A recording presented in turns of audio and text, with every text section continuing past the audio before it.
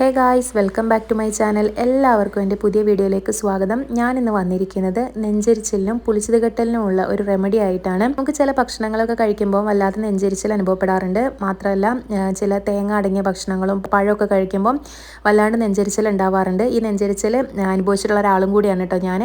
അങ്ങനെ ഇരിക്കുമ്പോഴാണ് ഞാൻ ഈ ഒരു വീഡിയോ കാണാനിടയായതും ഞാനത് ട്രൈ ചെയ്തതും. വളരെ സക്സസ്ഫുൾ ആയിട്ടുള്ള ഒരു വീഡിയോ ആയിരുന്നു അത്. ഒരു കഷ്ണം ഇഞ്ചിയും ഒരു സ്പൂണോളം പെരിഞ്ചീരകവും ഉണ്ടെങ്കിൽ നമുക്ക് പെട്ടെന്ന് തന്നെ നെഞ്ചരിച്ചിൽ മാറ്റിയെടുക്കാൻ പറ്റും കേട്ടോ. രണ്ടും കൂടെ നന്നായിട്ട് ചതച്ചെടുക്കുകയാണ് വേണ്ടത്. ആദ്യം നന്നായി ചതച്ചെടുക്കാം.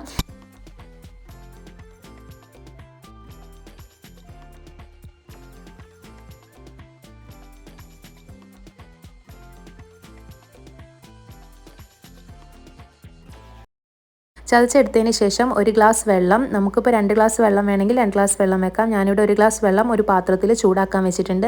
ചൂടാക്കിയിട്ട് ഈ 1 ഗ്ലാസ് വെള്ളം തിളച്ച് വരുമ്പോഴത്തേക്കും നമ്മൾ അതിലേക്ക് ഈ ചതച്ച് വെച്ചിരിക്കുന്ന ഇഞ്ചിയും പെരിഞ്ചീരകവും കൂടെ ചേർക്കുകയാണ് ചെയ്യുന്നത് കേട്ടോ. അങ്ങനെ ചേർത്ത് കഴിഞ്ഞ് ഇതൊരു 5-6 മിനിറ്റോളം നല്ലപോലെ തിളയ്ക്കണം.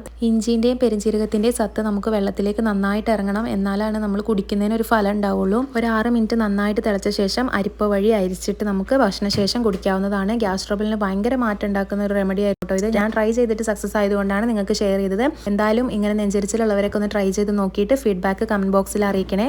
എൻ്റെ വീഡിയോ ഇഷ്ടപ്പെട്ടാൽ നിങ്ങൾ ചാനൽ ഒന്ന് സബ്സ്ക്രൈബ് ചെയ്ത് സപ്പോർട്ട് ചെയ്യണേ. താങ്ക്